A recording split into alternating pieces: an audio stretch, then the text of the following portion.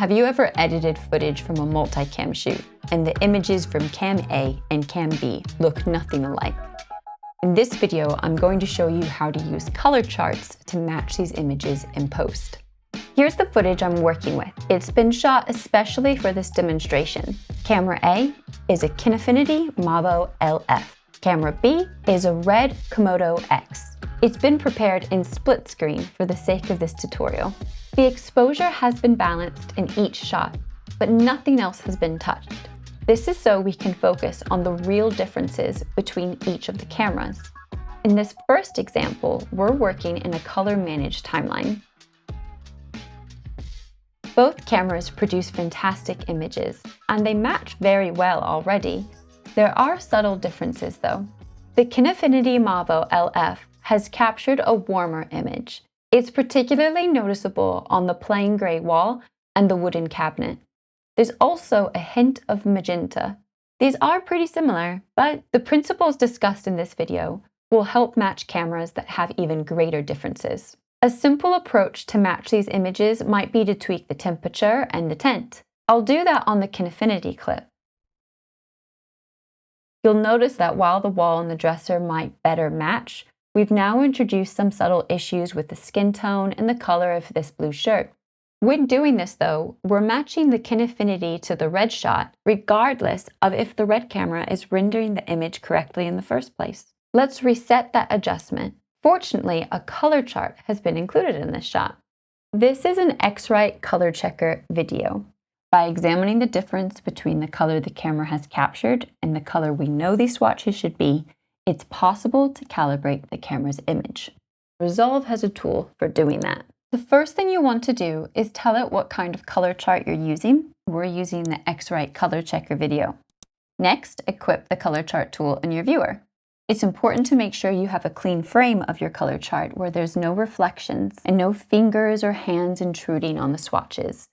Using the corner controls, position the tool so that the sampling areas line up with the swatches on your color chart. Once it's lined up, hit match.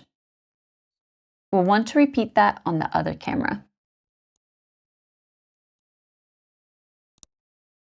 At first, it may seem like it's made the image look worse. It's calibrated both images to a neutral standard, but in the process, it's made the bad lighting in each shot look worse. The good news, though, is that our images are matching each other.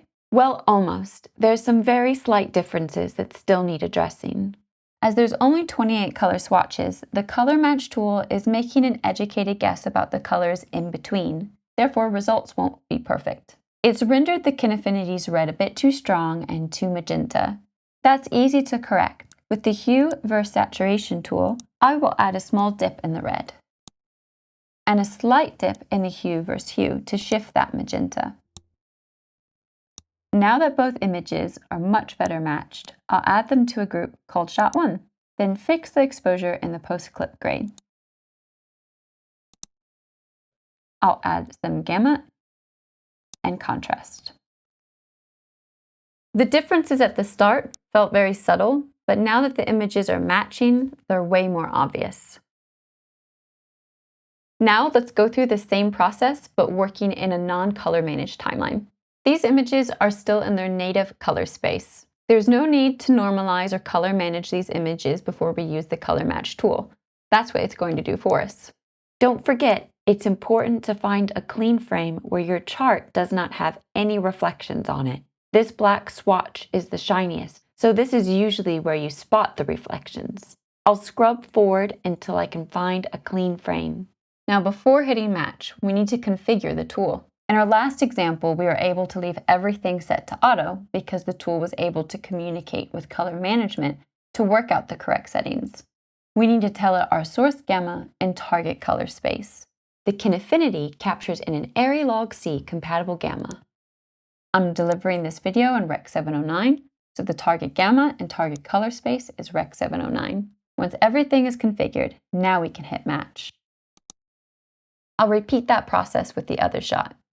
The red camera is capturing in the red log 3G10 gamma. We'll configure Rec 709 as the target gamma and color space. Remember, this is a technical operation, so the image still needs further changes. As before, the Color Match tool has introduced the same inaccuracy to the Kinfinity's reds, so I'll apply the same tweak. An easy way to do this is to access the grade I created already using the gallery. In the Timeline tab, I can navigate the grades I created in the other timeline. Here's the Mavo LF shot. Right-clicking gives me the option to display the node graph. Now I can drag just the adjustment correction node I created onto the new Mavo LF shot. Now I can apply the same exposure adjustment to both clips. This scene had a lot of dynamic range. The chart calibration has clipped a lot of data. I'll start with a reduction in gain to bring back those overexposed highlights. A heavy dose of gamma will redistribute that tonality. And finally, some contrast to make the image look right. That looks better. Now I need to apply that to the other image. This time I'll simply copy that node with Command-C and paste it onto the other shot. Obviously, your production won't feature color charts in the finished image, but if a color chart shot is provided for each scene, this grade can then be copied and used as a starting point to grade all the other shots.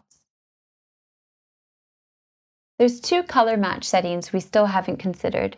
First, color temperature. No, it's not the color temperature that you shot the footage with. It's your target color temperature. It allows you to affect how the calibrated image renders.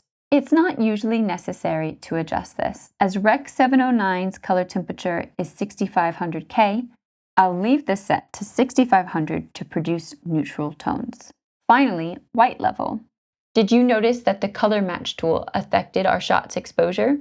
That's what the white, black, and gray swatches are for. When enabled, the white level setting allows you to change what luminance level this white swatch is calibrated to.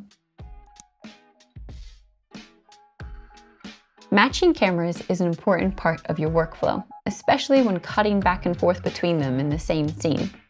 Using the color match tool doesn't just help us match these images, but also neutralize peculiarities from both cameras. But why is it that different cameras can be looking at the same thing and see it so differently? Well, every camera manufacturer has their own secret sauce to produce images. Same with lens manufacturers. That being said, even if camera A and B are the same model from the same manufacturer, they can still have a variance in their image based on their age, use, or even just position on set. Color charts are really inexpensive. It's just remembering to use them on set when things get busy. But your editor, your colorist, will thank you for it. I hope you enjoyed this video. If you did, give it a like and subscribe for more.